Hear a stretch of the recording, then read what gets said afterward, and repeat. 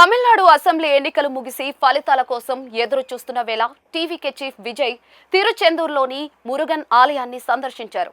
Polling ముగిసిన తర్వాత కొద్ది రోజుల పాటు ఇంటికే పరిమితమైన విజయ్ మంగళవారం నాడు ఆధ్యాత్మిక యాత్ర చేపట్టారు. సోమవారం రాత్రి ప్రైవేట్ విమానంలో చెన్నై నుంచి మదురై వెళ్లిన విజయ్ అక్కడి నుండి రోడ్డు మార్గంలో తిరుచెందూరు వెళ్లి వేకువజామున ఆలయాన్ని సందర్శించుకున్నారు.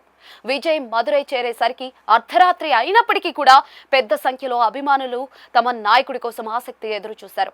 కారు సన్ రూఫ్ ద్వారా వారికి కాసేపు అభివాదం చేసిన విజయ్ అక్కడి నుంచి వెళ్లిపోయారు. ఎప్పుడు కూడా తెల్ల చొక్కా ప్యాంట్తో కనిపించే విజయ్ ఆలయ సందర్శనకు మాత్రం వెళ్తున్న సమయంలో సాంప్రదాయ పట్టుపంచే చొక్కా ధరించారు. మంగళవారం వేకువజామున మురుగన్ ఆలయానికి వెళ్లిన విజయ్ ప్రత్యేక విశ్వరూప దర్శనం చేసుకుని పూజలు చేశారు. ఆయనకు ఆలయ అధికారులు సగౌరవంగా స్వాగతం పలికారు. దర్శనం చేసుకున్న అనంతరం విజయ్ తిరిగి మదురై మీదుగా చెన్నై బయలుదేరి వెళ్లారు. తమిళనాడు అసెంబ్లీ ఎన్నికల ఫలితాల తర్వాత విజయ్ కింగ్ మేకర్ కానున్నారని, ప్రభుత్వ ఏర్పాట్లో ఆయన పార్టీ కీలకం కావచ్చనే విశ్లేషణలు వినబడుతూ ఉన్నాయి. ఇలాంటి తరుణంలో విజయ్ తిరుచెందూర్ వెళ్లి మురుగన్ విశ్వరూప దర్శనం చేసుకోవడం ప్రాధాన్యం సంతరించుకుంది. తమిళనాడులోని 6 ప్రముఖ సుబ్రహ్మణ్యేశ్వర స్వామి ఆలయాల్లో తిరుచెందూరు ఒకటి. ఇందులో 5 సుబ్రహ్మణ్య క్షేత్రాలు కొండపై ఉంటే తిరుచెందూరు ఆలయం మాత్రం సముద్ర తీరాన ఉంటుంది. శూర పద్ముడిని హతముందించడానికి సుబ్రహ్మణ్యుడు ఇక్కడే తన సైన్యాన్ని సిద్ధం చేసుకున్నాడని పురాణాలు చెప్తూ ఉన్నాయి. ఈ శూర సంహారం అనేది దుష్ట శిక్షణ, శిష్ట రక్షణకు ప్రతీక. కాబట్టి ఎన్నికల్లో విజయం చేకూరాలనే కోరికతోనే విజయ్ ఈ ఆలయాన్ని సందర్శించుకున్నారని భావిస్తూ ఉన్నారు.